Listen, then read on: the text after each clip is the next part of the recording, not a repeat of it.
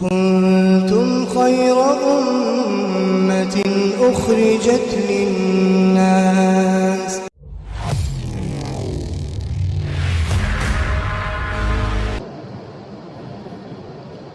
جس طرح وہ ایمان کے بنانے کی محنت میں پاپوں کو اٹھاتے تھے، برداشت کرتے تھے، ویسے ہی وہ علم کے سیکھنے کی محنت میں لگتے اور اس وجہ سے جو فاقہ آتا وہ اسے برداشت کرتے۔ یہ بات خوب اچھی طرح سے معلوم ہونا چاہیے کہ حضرات صحابہ کو کھانے پینے کی جو دشواری آئی ہے، فاقے آئے ہیں، وہ ان کے ارادے کی وجہ سے آئے ہیں اور مسجد کی محنت کی وجہ سے آئے ہیں۔ دوستو، آگے بڑھنے سے پہلے ہمارے چینل کو سبسکرائب ضرور کر لیں اور ہماری ویڈیوز کو زیادہ سے زیادہ لوگوں تک شیئر کریں۔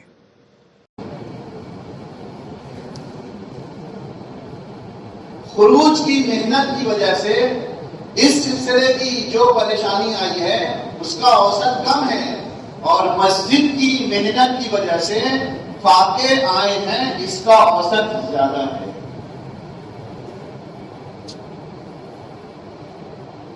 اس کا اوسط زیادہ ہے۔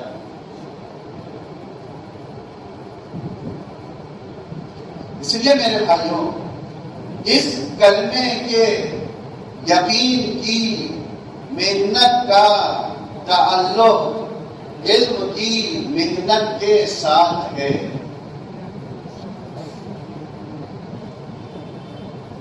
اس کے بغیر نہیں ہے۔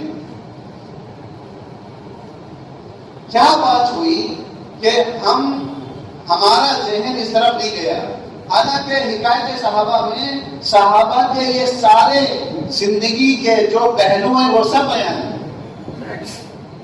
حکایت صحابہ میں یہ سبق موجود ہے کہ صحابہ کا علمی مشغلہ، علمی انہماک، یہ سبق موجود ہے۔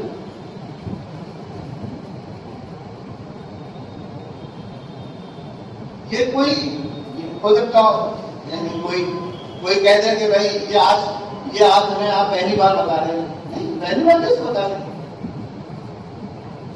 فضائل اعمال تو پہلے دن سے ہمیں پڑھ رہے ہیں، اور اس میں حکایت صحابہ کے اندر صحابہ کی علمی جو جدوجہد ہے اور ان کا جو انہماک ہے، اس میں جو لگاؤ ہے اور اس میں ان کی جو وابستگی ہے اور اس میں ان کا فنا ہونا ہے اور اس کی کوششیں کرنا ہے اور اس سلسلے کے ان کے بڑے واقعات ہیں، وہ سب اس کو بتا رہے ہیں کہ ایمان کی محنت علم کی محنت کے ساتھ ہے۔ علم کی محنت ہے، علم کے بغیر نہیں ہے، علم کے بغیر نہیں ہے۔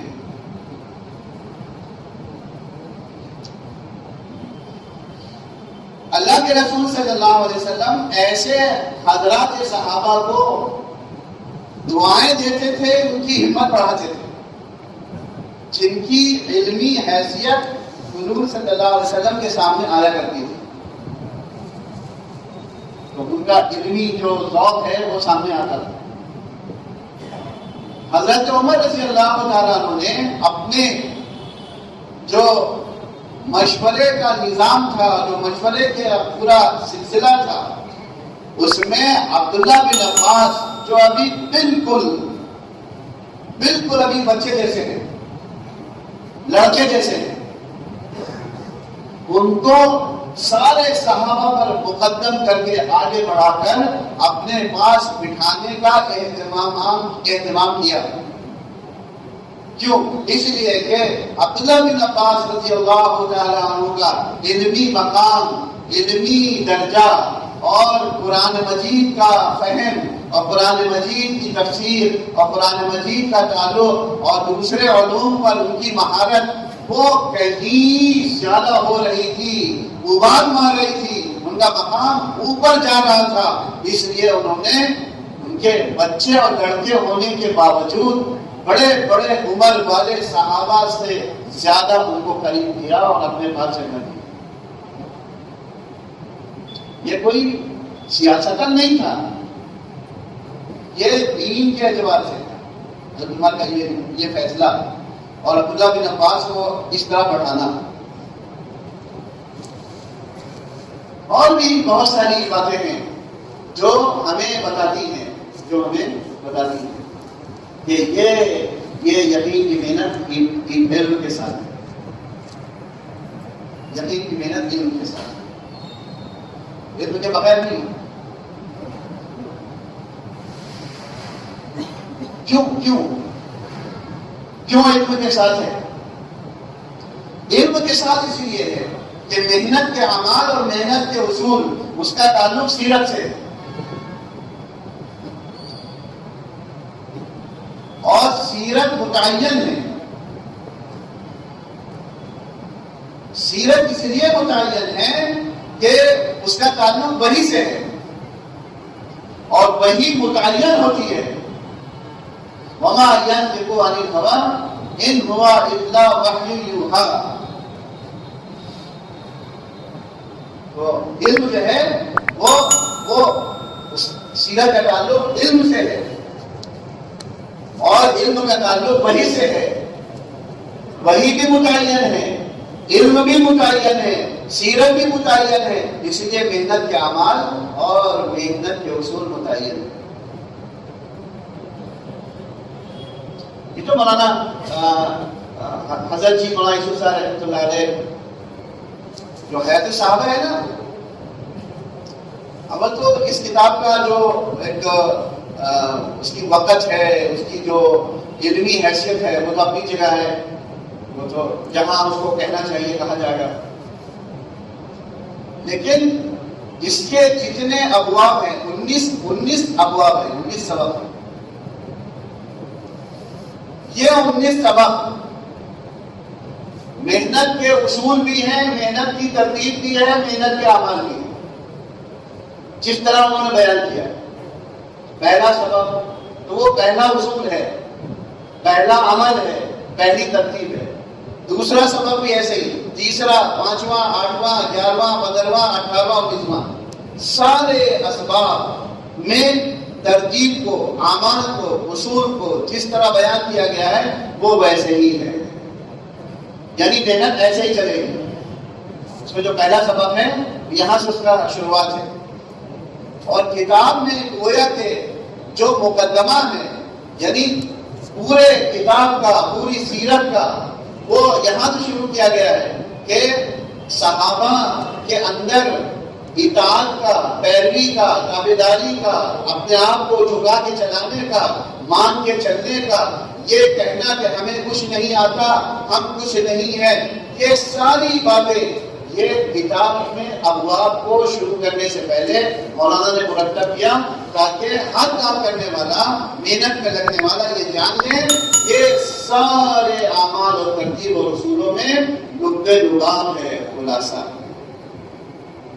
مقدمے کی حیثیت رکھتا ہے.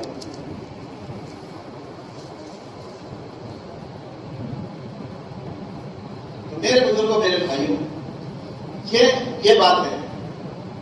اس لیے یقین کی محنت علم کے ساتھ ہے اور علم کا تعلق سیرت سے ہے اور سیرت کا تعلق وحی سے ہے.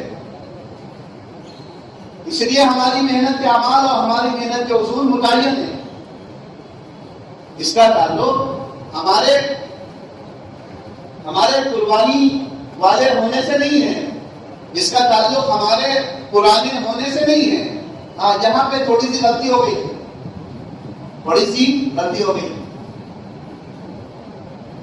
کہ ہم پرانے یا ہم قربانی والے، لہذا ہم مشورے والے، اور ہم مشورے والے ہیں تو ہم اصول بھی بیان کر سکتے ہیں اور اصول سنا سکتے ہیں اور اصول کو وضع کر سکتے ہیں اور اصول میں رد و بدل کر سکتے ہیں، اعمال میں رد و بدل کر سکتے ہیں، اعمال کو آگے پیچھے کر سکتے ہیں، اعمال پر ڈٹے بھی رہ سکتے ہیں، اعمال کا انکار بھی کر سکتے ہیں.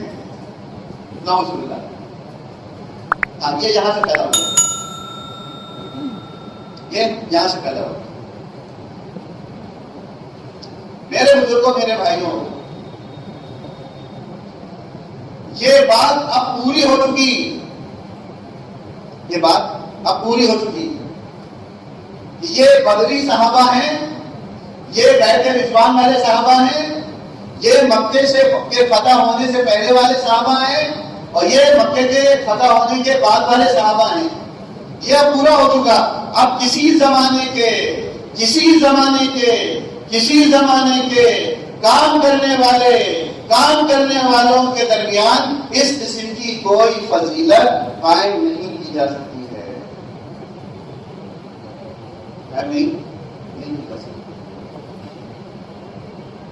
اگر قائم کی جائے گی تو یہ بات آ جائے گی کہ جو خاص چیزیں امتیازی طور پر سیرت کے ساتھ خاص ہیں اور نبی کے ساتھ خاص ہیں، نبی کے زمانے کے ساتھ خاص ہیں، اب غیر نبی کو کیسے حاصل ہو رہی ہیں، اور اس کی وجہ سے ختم نبوت پر چوٹ آ جائے گی،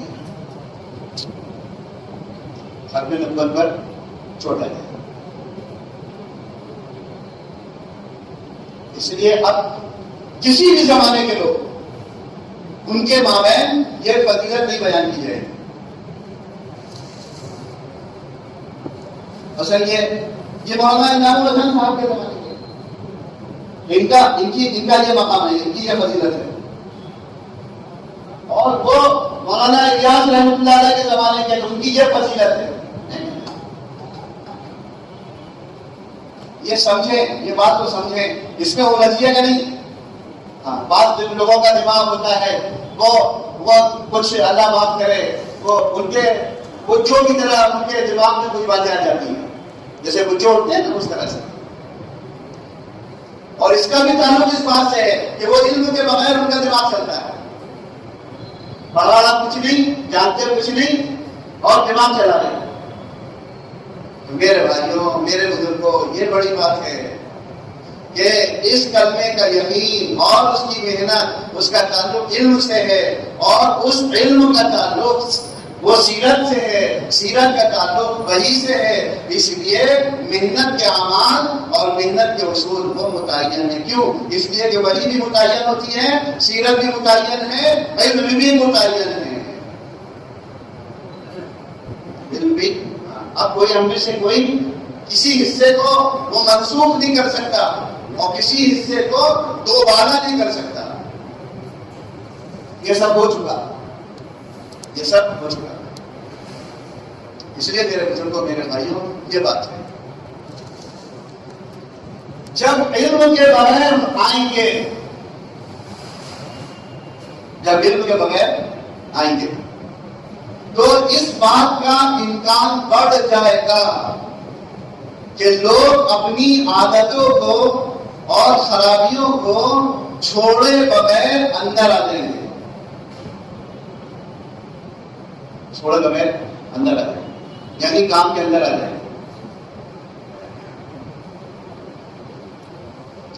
علم کے بغیر والا دل و دماغ یہ دیکھے گا، کیا دیکھے گا؟ جیسے مسلمہ نے دیکھا کہ محمد صلی اللہ علیہ وسلم سارے عرب کے سردار ہو گئے، بادشاہ ہو گئے۔ کیوں؟ اس لیے کہ وہ بڑی صلاحیت والے ہیں، ان میں صلاحیتیں بہت ہیں، تو میرے اندر بھی صلاحیتیں بہت ہیں، تو میں بھی عربوں کا سردار اور بادشاہ بن سکتا ہوں۔ تو جس طرح محمد نے صلی اللہ علیہ وسلم نبوت کو پیش کیا، یعنی دعویٰ کیا، تو میں بھی نبوت کا دعویٰ کرنے جا رہا ہوں تاکہ سرداری ہمیں حاصل ہو جائے، بادشاہت ہمیں حاصل ہو جائے۔ پھر اس مسلمہ نے کیا نقصان پہنچایا؟ اس کے دماغ نے کیا نقصان پہنچایا؟ اس ذہن نے کیا نقصان پہنچایا؟ اس کے نتیجہ نکالنے والے ذہن نے کیا نقصان پہنچایا؟ اس کے سمجھنے والے ذہن نے کیا نقصان پہنچایا؟ وہ تو اللہ کو منظور تھا، اللہ کو منظور تھا، اللہ کو منظور تھا۔ جن کے ہاتھوں حمزہ اس دنیا سے رخصت ہوئے تھے رضی اللہ تعالی عنہ، ان کو ملال تھا، ان کو موقع مل گیا، اور بالکل اسی طرح بے صحیح سے ہی نشانہ مارا اور مسیلمہ مارا گیا تو بازی ختم ہو. ورنہ حضرات صحابہ خود کہتے ہیں کہ ہم کگار پر تھے شکست کے.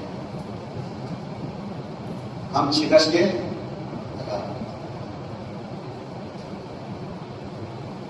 وہ کون ہے؟ اب تو ان کو ہم یہی کہیں گے نا، حضرت وحشی رضی اللہ تعالیٰ. ان کو اس کا ملال تھا کہ مجھے اس کا بدل پیش کرنا ہے، تو اللہ نے ان کو یہ موقع دے دیا اور مسیلمہ اسی طرح ان کے اس پکے نشانے سے وہ خاتمہ ہوا اور اللہ تعالیٰ نے ایک بڑے نقصان کے باوجود اور بڑے نقصان سے اللہ نے بچا دیا. تو میرے بزرگوں، میرے بھائیوں، یہ وہ ذہن ہوتا ہے جو علم کے بغیر چلتا ہے، جو علم کے بغیر چلتا ہے، جو علم کے بغیر چلتا ہے. اس لیے آپ میں سے نیا اور آپ کا پرانا، آپ کا ابھی کا، آپ کا بہت پرانا، بہت پہلے کا، یہ سارے لوگ اس بات کو سوچیں کہ ہم یقین کی محنت کو علم کے ساتھ کریں گے.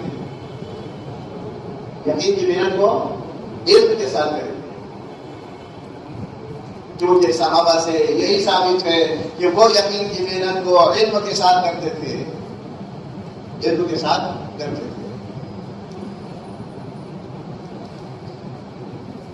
اسی لیے کہا گیا ہے، محدثین نے فرمایا